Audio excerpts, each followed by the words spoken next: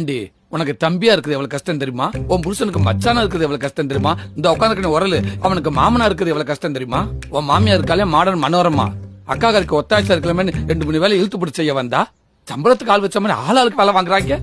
Indie நான் தெரியாம தான் கேக்குறேன். எங்க ஆத்தாகரி அவனுக்கு ஒன்ன கட்டி கொடுத்துருக்கால, என்ன சேர்த்து கட்டி கொடுத்துருக்காளா? அத்தரத்துல பொன் போட்டு மச்சா மச்சா மச்சா மச்சா எங்க இருக்கு ஓடியா ஓடியா ஓடியா அவசரங்கிறியா? நானும் மாமாக்கு என்னாச்சு ஏதாச்சும் உயிரை கையில பிடிச்சி வேகமா ஓடி போய் பார்த்தா ராத்திரி 3 மணிக்கு மூடி சுத்தி கிரிச்சு திறந்து கொடுங்கறியா. நானும் மானங்கட்டத்தனமா திறந்து கொடுத்துட்டு தான் வந்தேன். மனுஷனாடியாவ கோயில ஐயர் விபரி கொடுத்த வாங்கி வாயில போட்டுக்கிறேன். ரோட்டை கிராஸ் பண்ண கைய பிடிச்சிக்கிறேன். யாரும் பாக்கணும் சொப்பு சமாள வச்சு விளையாடுவாங்க கிடையாவே. இதெல்லாம் விடுறே.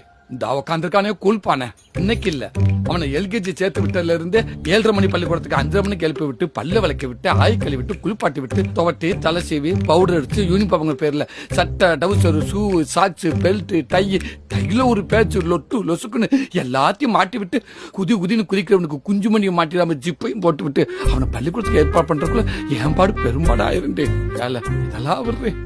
நான் எப்பெல்லாம் சோத்துல கை வைக்கிறேன்னா அப்பெல்லாம் உன் பிள்ளைக்கு ஆய் வந்துருட்டேன். திருச்சியில பேரு பண்ண ஜோசியக்காரன் கூட என் கையை பார்த்து ஜோசி சொல்ல முடியாம தவிக்கிறாண்டி.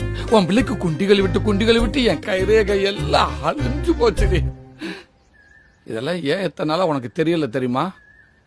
எல்லாத்தையும் சொல்லி செய்யறவன் இல்லடி இந்த தாய் மாமே. எதையுமே சொல்லாம செய்யறவன் தாண்டி தாய் மாமே. கடைசியில என்னையவே சொல்ல வச்சுட்டீங்கல்ல.